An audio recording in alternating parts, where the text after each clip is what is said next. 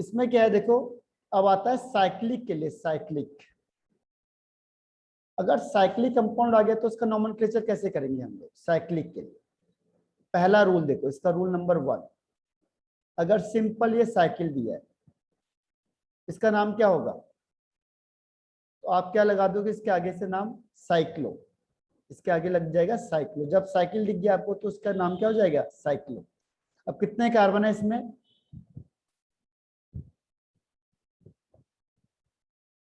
4 carbon yes है। Sir. कितने carbon है यस इसमें? सर। 4 carbon is there. और सिंगल बॉन्ड इज प्रेजेंट, तो सिंगल बॉन्ड के लिए एन, इसका नाम हो जाएगा साइक्लोब्यूटेन। क्लियर है? सही, जितने जो बॉक्स के साइड में वो कार्बन है। ये सब कार्बन है, ये नहीं, इधर नहीं। 1 कार्बन, 2 कार्बन, 3 कार्बन, 4 कार्बन, 4 ही कार्बन है। Okay sir. हाँ, तो 4 कार्बन है तो 4 कार्बन के लिए ब्यूट। अब मैंने ये बना दिया, अब बताओ इसका नाम क्या होगा? सर साइक्लो हाँ, साइक्लोप्रोपेन। हाँ, साइक्लोप्रोपेन। अगर मैंने इसको ये बना दिया,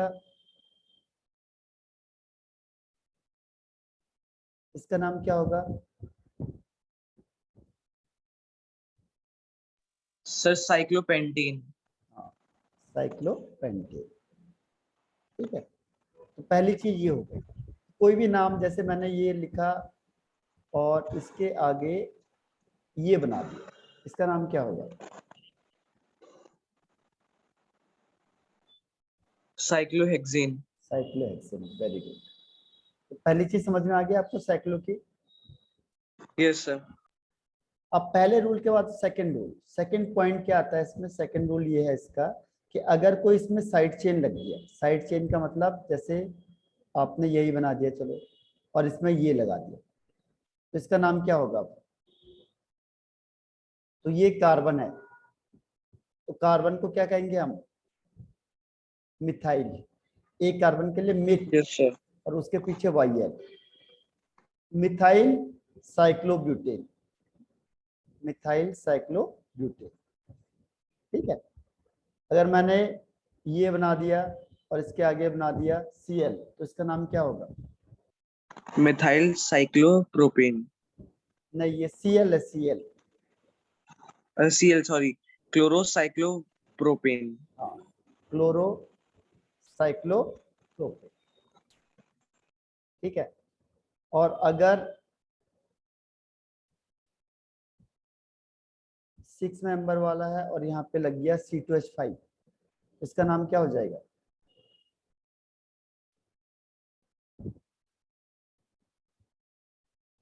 सर इथाइल हाँ, इथाइल। Ethyl cyclohexane. हाँ, इथाइल साइक्लोहेक्सेन। ठीक है। तो सेकेंड रूल, अगर ये साइड चेन आ गया तो। अब अगर इसमें 2 साइड चेन आ गए तो क्या होगा? 2 साइड चेन, जैसे ये लिखा है, यहाँ पे मैंने लिख दिया Cl और यहाँ लिख दिया मैंने Br, फिर क्या होगा इसका नाम? सर ब्रोमो क्लोरो हाँ, साइक्लोब्यूटेन। हाँ, पर इसको नंबरिंग करनी पड़ेगी। अब आपको नंबरिंग कहाँ वन से टू। करेंगे? जो अल्फाबेटिकली पहले आएगा। ठीक है, अल्फाबेटिकली ओके सर। Br पहले आ रहा है, Cl बाद में आएगा, तो आप Br से नंबरिंग स्टार्ट करोगे। हो जाएगा 1 ब्रोमो, फिर 2 क्लोरो, 1 ब्रोमो 2 क्लोरो। अब साइड चेन लिख दिया हमने सबसे पहले, फिर आ जाएगा cyclobutane. Cyclobutane 1 bromo 2 chloro cyclobutane. ठीक। अगर मैंने यही दे दिया आपको और यहाँ पे लगा दिया मैंने CH3, और यहाँ लगा दिया मैंने C2H5, और यहाँ लगा दिया मैंने Cl, अब बताओ इसका नाम क्या होगा?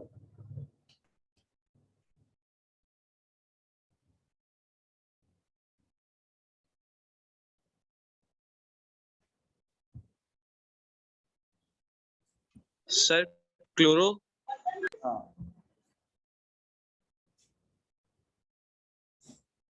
सर 1 क्लोरो हाँ, 3 मिथाइल हाँ, 4 इथाइल हाँ, साइक्लो हाँ पेंटेन। हाँ, पर आपने नंबरिंग कहाँ से की? Yes sir. नंबरिंग किस साइड से की? सर क्लोरो से स्टार्ट करी, हाँ, फिर किधर को ले गए? फिर सर CH3 तक तो डायरेक्टली जान सकता था, तो इस पॉइंट को नीचे वाले को लिखा, यहाँ से एंटी क्लॉकवाइज लेके गया। नहीं, ऐसे जाएंगे 1 2 3 4, क्योंकि 2 पोजीशन पहले आ रहा है ना, 3 बाद में आ रहा है, तो इसीलिए इधर से ओके। क्लॉकवाइज होगा। आप करो बट 1। सर फिर पहले मिथाइल आएगा। नहीं, अल्फाबेटिकली आएंगे ना, तो अल्फाबेटिकली पहले आएगा। Yes sir. 1 1 क्लोरो, क्लोरो, फिर 2 इथाइल, 3 इथाइल। हाँ 2 इथाइल, यस सर 2 इथाइल। हाँ, फिर 4 ओके। मिथाइल,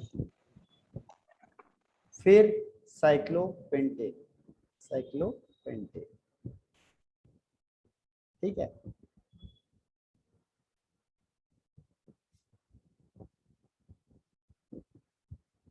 आया समझ में?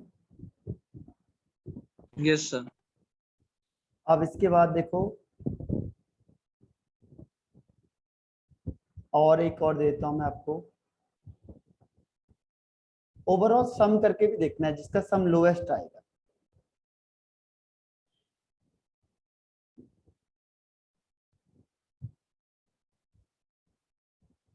इसका बताओ क्या करेंगे?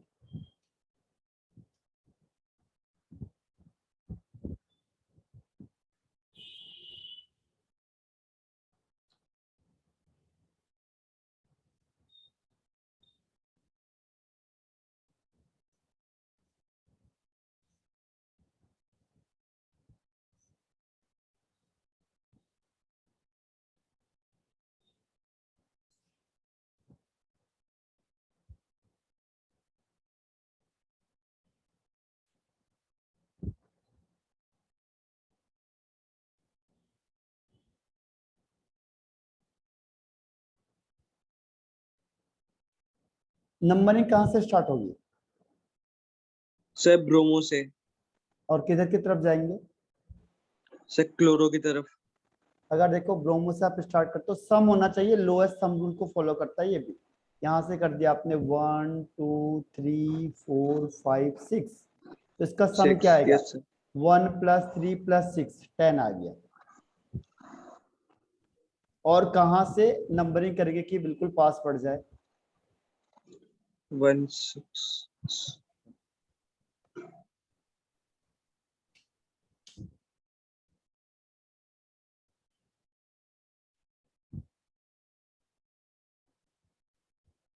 और कहीं से ऐसा है जहां से इसका सम और भी कम पड़ जाएगा?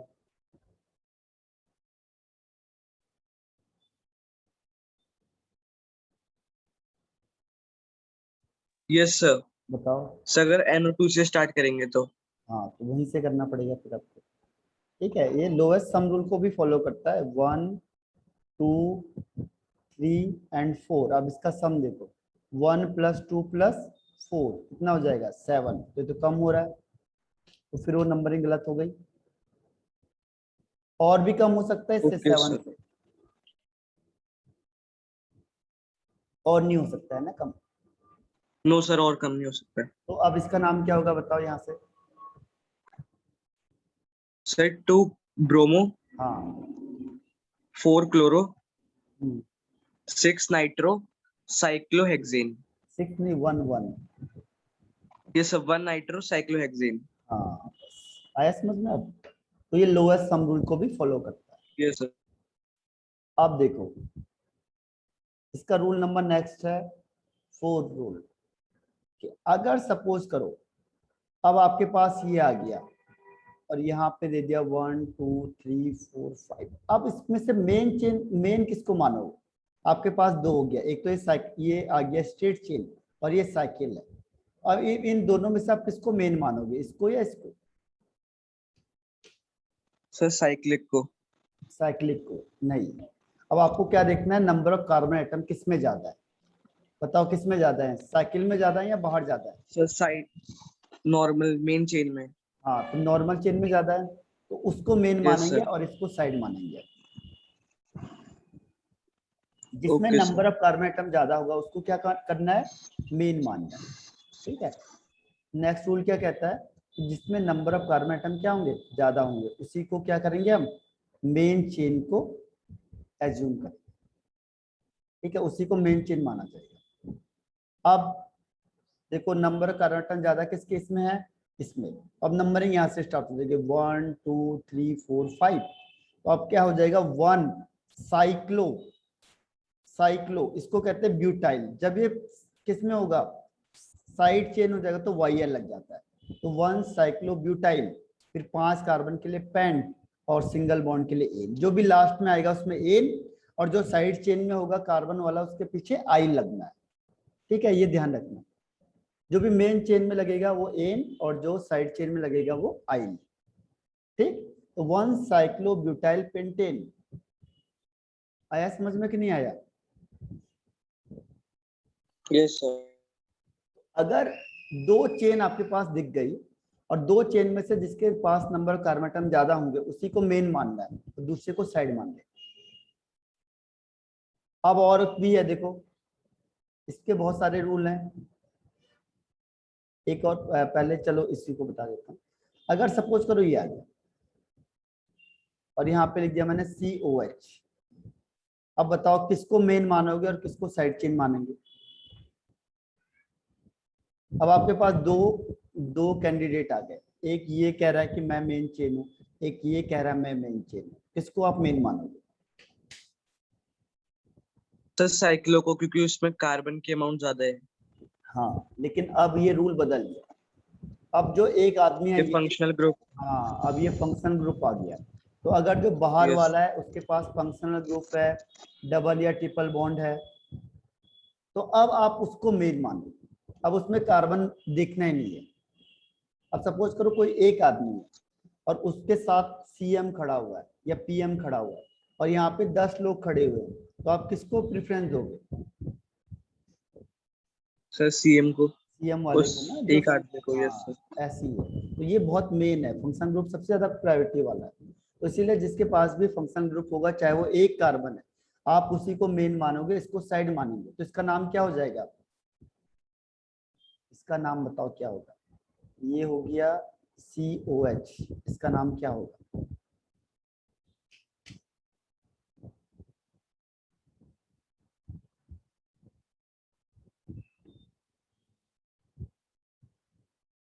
Sir 1 pentyl, one pent 1 pentyl. 6 है तो 6 मेंबर सर है ये। हेक्साइल, हाँ, 1 हेक्साइल। हेक्साइल नहीं, साइक्लोहेक्साइल, साइकिल में है ना ये। Okay sir, 1 one, cyclo hexyl. हाँ और इसमें दो है, एक कार्बन है। हाँ प्रोप्यू-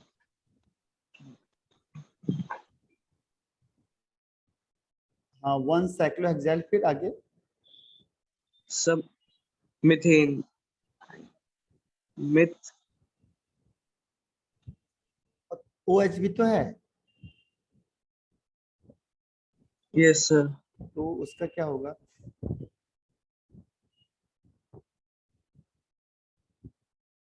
सर ऑल, मिथॉल, और मिथेनॉल। अच्छा, हाँ मेथेनॉल, सही था। Yes sir. ठीक है, तो इसका 1 नाम, साइक्लो हेक्साइल हाँ मिथेनॉल। मेथेनॉल, सही है। तो ये आपका हो गया नाम। तो ऐसे नाम को याद रखना आप। अब ये साइकिल जो है वो उसमें आ जाएगी 1 साइक्लो हेक्साइल और ये मेथेनॉल, मेथेनॉल बिल्कुल सही है। आया समझ में? तो इसको ध्यान रखना है। अब आगे देखो, अगर मैंने ये दे दिया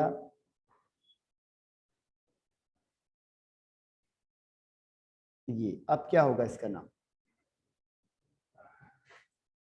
अब इसमें किसको मानेंगे मेन और किसको मानेंगे क्या बोलते हैं उसको, किसको मानेंगे साइड चेन?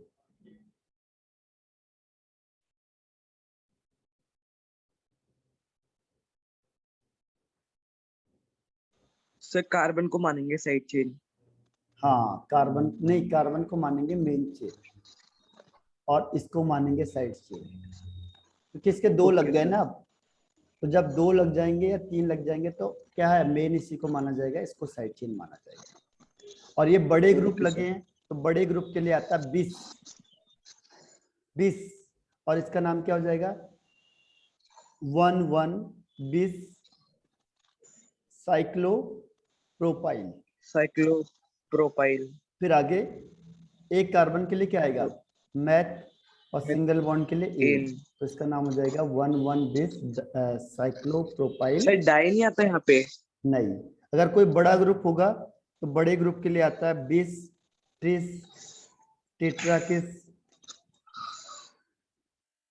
Okay sir. हाँ, तो जो बड़े ग्रुप के लिए अलग है वो मैंने इसलिए नहीं बताया, मैंने कहा पहले कंफ्यूज ना हो जाओ। तो अगर जो बड़ा ग्रुप होगा उसके लिए डाई ट्राई वर्ड नहीं होता है, उसके लिए ये वर्ड आता है। ठीक है। Yes sir. अब अगर ये आ गया आपके पास सी, और यहाँ पे लिख दिया,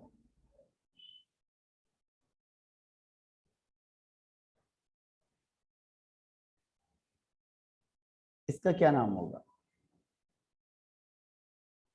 देखो अगर बड़े ग्रुप दो सेम आ गए तो उसके लिए आता है 20, 3 के लिए ट्रिस, 4 के लिए टेट्राकिस, 5 के लिए पेंटाकिस, इस तरीके से बढ़ता जाता है। अब बताओ इसका क्या नाम होगा।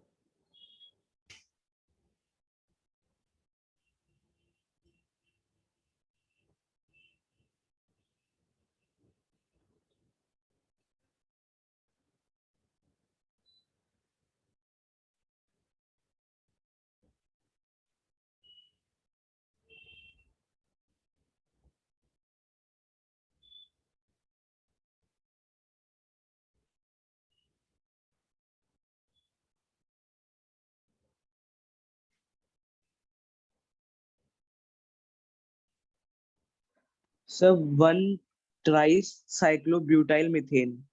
हाँ सही है, ट्राई नहीं ट्रिस हो जाएगा, बड़ा ग्रुप है ना ये, तो ट्रिस। Yes sir, tris. ठीक है, और वन पोजीशन में तो वन नहीं भी लिखोगे तो चल जाएगा, नहीं तो जितने होते हैं उतने ग्रुप लिखने पड़ते हैं, जैसे 1 1 1। ठीक। Okay sir. हाँ, तो ये यस सर। आपका बहुत ज्यादा है तो हायर लेवल में, लेकिन आपके पास इतना ही बहुत चल जाएगा। ठीक है, तो ये आपका साइक्लो वाला है। वैसे कम क्वेश्चन आते हैं साइक्लो में, ज्यादा नहीं आता आपके पास। एक और क्वेश्चन देता हूँ मैं आपको साइक्लो का, बस उसके बाद हम आगे बढ़ जाते हैं। ये दे दिया सी डबल बॉन्ड सी। अब बताओ मेन किसे मानेंगे और साइड चेन किसे मानेंगे।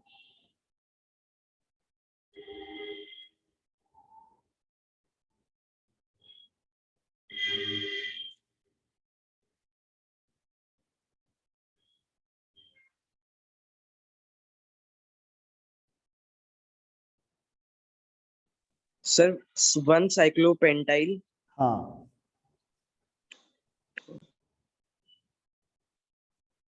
इथाइन। नहीं डबल बॉन्ड है, double bond. Double bond. Yes sir. Double bond के लिए क्या आएगा। One cyclo.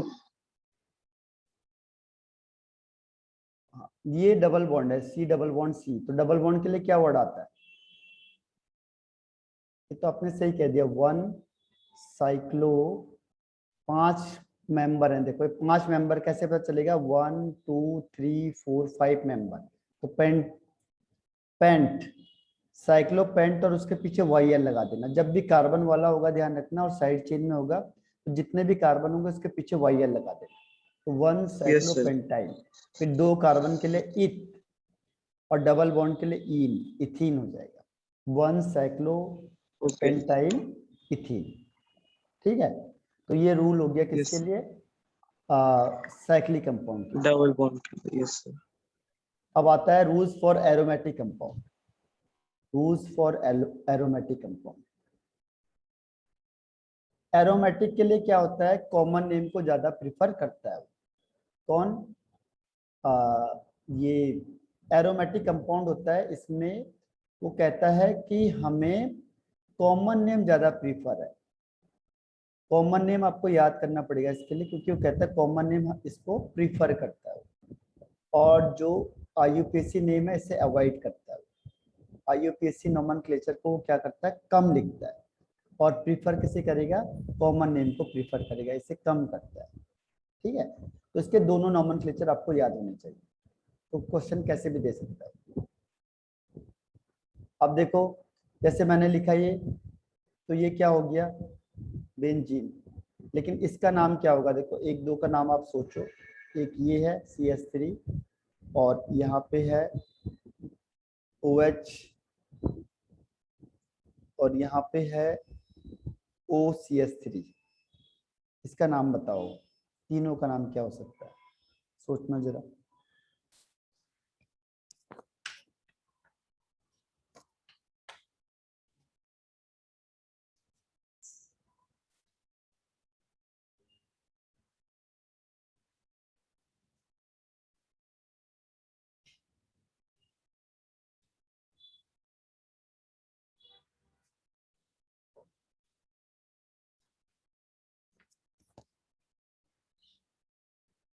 पहले का नाम बताओ क्या होगा, फर्स्ट का। CH3 के लिए क्या आएगा, CH3 मतलब सर मिथाइल। मिथाइल, और बेंजीन का मतलब बेंजीन, मिथाइल बेंजीन। इसका नाम क्या होगा, फिनॉल। ठीक है, और इसका नाम क्या फिनॉल होगा, बेंजीन।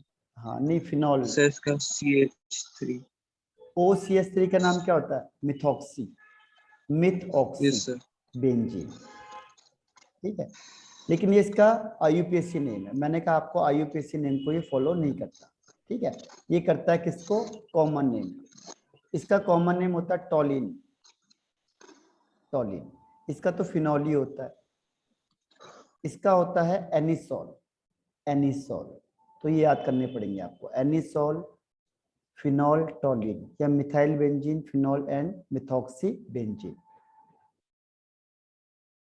सर लास्ट में इनके बेंजीन ही लगता है। हाँ सबके बेंजीन लग जाते हैं डबल बॉन्ड सिंगल बॉन्ड का कोई रिलेशन नहीं है इसमें। ना, क्योंकि एरोमेटिक है ना, एरोमेटिक का मतलब क्या हुआ, बेंजीन रिंग जिसके पास होगी वही तो एरोमेटिक यस होगा। सर। ठीक है, ओके। तो आप जैसे अगर मैंने दो ग्रुप इसमें दिखा दिए, वही सीन है जैसे मैंने पहले किया था, यहाँ CH3 दिखा दिया, यहाँ दिखा दिया मैंने OH। अब बताओ इसका क्या नाम होगा,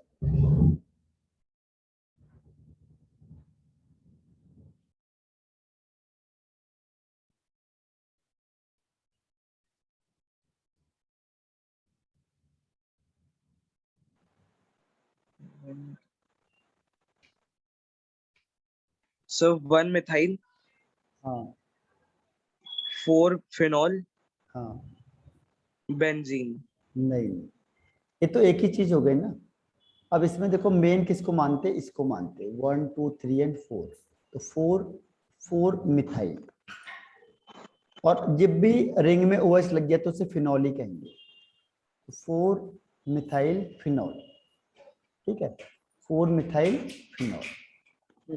ओके सर। ठीक, तो ये मुझे आपको, कॉमन नेम से बता हाँ, दीजिए। फिर रिंग में OH लग जाएगा तो उसको प्रेफरेंस देना है। अब ये फिर मैं आपको एक दे रहा हूँ, ये लग गया, यहाँ पे लगा दिया मैंने C2H5 और यहाँ पे लिख दिया मैंने OH। अब बताओ इसका क्या नाम होगा,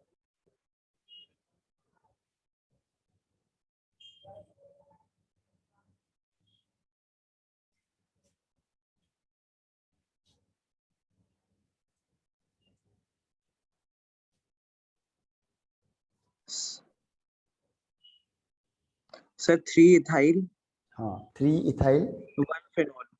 हाँ फिनॉल। 1 को हम दिखाते भी नहीं तो आप डायरेक्ट क्या कर सकते हो, फिनॉल। तो हो जाएगा 3 इथाइल फिनॉल। ठीक है, अब कॉमन नेम में एक और कॉमन नेम आता है, एक है आपका रिंग लग गई और इसके आगे आ जाता है NH2, NH2। तो ये अमाइनो बेंजीन होता है लेकिन इसको कहते हैं एनिलीन, एनिलीन, एनिलीन। ये एमाइन ग्रुप हो गया तो एमाइनो बेंजीन, इसको कहेंगे एनिलीन। ठीक, तो एनिलीन या एमाइनो बेंजीन, पर एमाइनो बेंजीन को हम प्रेफर नहीं करते, हम लिखेंगे एनिलीन। कुछ कॉमन नेम इसके याद करने पड़ेंगे, बाकी बहुत सिंपल है। बाकी जैसे साइड चेन ही साइड चेन लगाए तो क्या होगा, देखो से Cl लगा दिया, यहाँ पे मैंने Br लगा दिया और यहाँ पे मैंने NO2 लगा दिया। बताओ क्या नाम होगा इसका?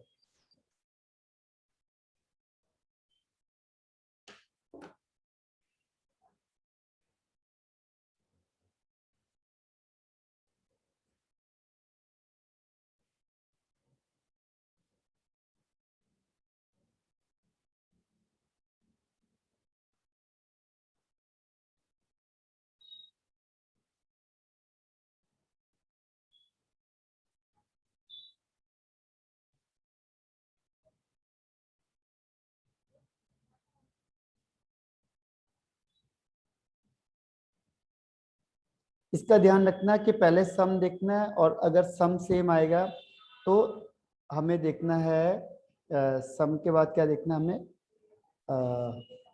अल्फाबेटिकल रूल को भी सर फॉलो जो करना है।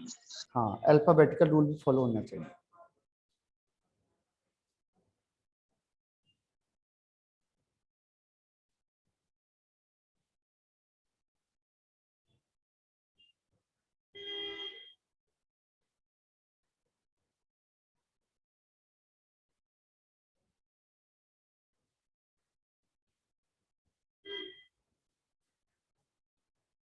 सर 1 ब्रोमाइल, 1 ब्रोमाइल, 5 क्लोरो, हाँ 3 नाइट्रो बेंजीन। नहीं, नंबरिंग इधर से स्टार्ट करो। देखो नंबरिंग कहाँ से करेंगे, यहाँ Br से 1 2 ब्रोमो। 3 4 5 एंड 6, क्योंकि अल्फाबेटिकली पहले आ रहा है। बाकी देखो सम कहीं से भी करोगे सेम आएगा, सेम आएगा ये इससे। तो 1 chloro bromo, bromo, 3 chloro, 5 5 nitro benzene. Benzene. हाँ, तो बस उसके पीछे बेंजीन लगा देना है और कुछ नहीं, बाकी सेम नाम है। ठीक, कुछ कॉमन नेम है तो उसको कुछ कॉमन नेम को याद कर लेना, बाकी सेम स्टेप चलता है इसमें। ठीक है, ओके तो सर। ये आपका हो गया IUPAC नोमेनक्लेचर। तो इसमें आप क्या क्या हो गया देखो, ऑर्गेनिक केमिस्ट्री में ऑर्गेनिक केमिस्ट्री की डिफाइन हो गई है। फिर आ गया आपका रिप्रेजेंटेशन हो गया है। रिप्रेजेंटेशन के बाद हो गया है कि 3 डायमेंशनल में भी हमने रिप्रेजेंटेशन कर दिया था। क्लासिफिकेशन हो गया था, पूरा क्लासिफिकेशन हो गया है। क्लासिफिकेशन के बाद क्या था, IUPAC नोमेनक्लेचर है। IUPAC नोमेनक्लेचर भी हो गया है।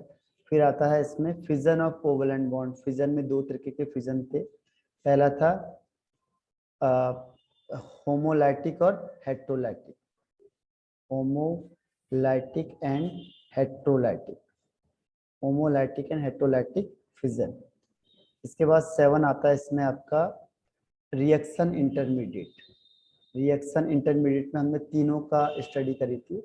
रिएक्शन इंटरमीडिएट में इसकी रिएक्शन की, एक तो फ्री रेडिकल किसे कहते हैं, दूसरा कार्बोकैनायन और carbocation, carbocation and कार्बोनायन anion.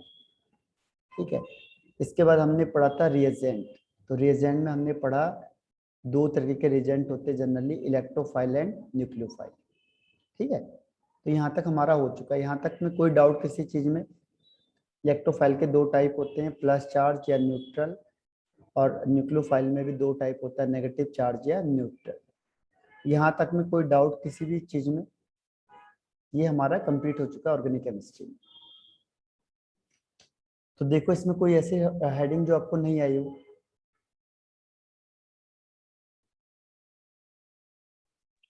Sir reagent और रिएक्शन इंटरमीडिएट एक बार शॉर्टली बता दो थोड़ा। ठीक है, देखो रिएजेंट क्या होता है, सबसे पहले आता है रिएजेंट। जो छोटा ग्रुप होता है उसे कहते हैं रिएजेंट, यानी अटैकिंग ग्रुप। जो भी ग्रुप अटैक करेगा उसे हम क्या कह देते हैं, रिएजेंट कह देते हैं।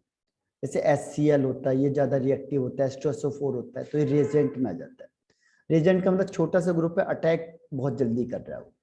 तो अगर मैंने कोई बड़ा कंपाउंड बना दिया, ये बड़ा कंपाउंड है कोई, और इसमें मैंने लिख दिया HCl, तो आप देखोगे छोटा सा ग्रुप है, इसका मतलब ये रिएजेंट है, क्योंकि छोटा ग्रुप होगा तो यही अटैक करेगा इस पर। ठीक है, जो स्मॉल ग्रुप होता है, छोटा ग्रुप होता है, उसी को जनरली हम कहते हैं रिएजेंट, जो अटैक कर रहा होता है बड़े ग्रुप के पास। ठीक है, तो हो गया रिएजेंट। अब रिएजेंट में दो कैटेगरी आती है, एक होता है इलेक्ट्रोफाइल, एक होता है न्यूक्लियोफाइल। तो पहले हम स्टडी करते हैं इलेक्ट्रोफाइल की। इलेक्ट्रो का मतलब होता है इलेक्ट्रॉन, फाइल का मतलब होता है लविंग, यानी कि जो इलेक्ट्रॉन को लव करता है, इलेक्ट्रॉन को अट्रैक्ट करता है। इलेक्ट्रॉन को अट्रैक्ट कौन करेगा? जिसके पास इलेक्ट्रॉन नहीं होगा या जो इलेक्ट्रॉन डेफिशिएंट होगा। तो ये ग्रुप क्या होता है? इलेक्ट्रॉन डेफिशिएंट होता है। इसमें इलेक्ट्रॉन की कमी है, तभी तो इलेक्ट्रॉन को अपनी तरफ खींचेगा। ठीक है, नहीं तो इलेक्ट्रॉन को क्यों खींचेगा वो? तो इलेक्ट्रॉन डेफिशिएंट ग्रुप होता है और इलेक्ट्रॉन लविंग ग्रुप होता है, उसे कहते हैं इलेक्ट्रोफाइल। इलेक्ट्रोफाइल की दो कैटेगरी आती है, एक होता है जिसके पास प्लस चार्ज होगा और दूसरा आता है जिसके पास जो न्यूट्रल होगा। क्योंकि प्लस ही तो इलेक्ट्रॉन को अपनी तरफ खींचेगा। जिसके पास भी प्लस चार्ज, जैसे H plus, Br plus, Cl minus plus, ठीक है, Cl प्लस हो गया और NO2 प्लस हो गया। तो जहां पे भी प्लस चार्ज दिख रहा है आपको, वो कौन सा हो गया? इलेक्ट्रोफाइल हो गया, पॉजिटिव इलेक्ट्रोफाइल। लेकिन इसमें कुछ एक्सेप्शनल केस भी है।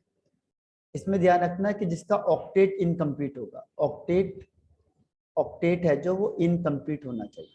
अगर ऑक्टेट कंप्लीट होगा और प्लस चार्ज है तो उसको हम नहीं गिनेंगे इसमें। ठीक है, ऑक्टेट इनकम्प्लीट होना चाहिए, ऑक्टेट इनकम्प्लीट। ठीक, इसमें ऑक्टेट इनकम्प्लीट में, और इसमें एक्सेप्शनल कौन है? 100 NH4 प्लस है, इसका ऑक्टेट कंप्लीट होता है। ऐसी H3O प्लस है, इसमें इसके पास 8 इलेक्ट्रॉन होते हैं दोनों के पास। जब 8 इलेक्ट्रॉन है तो प्लस चार्ज केवल ये दिखाता है कि इसने इलेक्ट्रॉन को शेयरिंग करवा दी है, लेकिन इसके पास 8 इलेक्ट्रॉन है, तो ये इलेक्ट्रोफाइल में काउंट नहीं होगा। इसके अलावा ग्रुप फर्स्ट और ग्रुप सेकंड के मेंबर, ग्रुप फर्स्ट और सेकंड के मेंबर जैसे Na plus, Ca2 plus, Mg2 plus, ये ग्रुप के मेंबर है, लेकिन इनका 8 कंप्लीट है, तो इसको जरूरत ही क्या इलेक्ट्रॉन को रिएक्शन करने की। ठीक है, तो ये एक्सेप्शनल केस है। बाकी जितने भी प्लस चार्ज होगा वो पॉजिटिव इलेक्ट्रोफाइल में आएगा। न्यूट्रल का मतलब होता है इसमें कोई भी चार्ज नहीं होता, नो चार्ज, लेकिन इलेक्ट्रॉन डेफिशिएंट सेंटर होता है। जिसका जो सेंटर होता है इलेक्ट्रॉन डेफिशिएंट होता है। जैसे BeCl2, तो B है बेरिलियम, बेरिलियम के बाहर 2 इलेक्ट्रॉन होते हैं, 2 इसने इससे ले लिए, शेयरिंग कर लिए, तो 2 + 2 4 इलेक्ट्रॉन होने चाहिए थे 8, लेकिन है 4। जैसे BeCl3, बोरोन के बाहर 3 इलेक्ट्रॉन होते हैं और 3 इसने शेयरिंग कर ली, तो 3 + 3 6 इलेक्ट्रॉन हो गए। ठीक है, इलेक्ट्रॉन 6 हो गए, लेकिन होता क्या है कि होने चाहिए थे 8।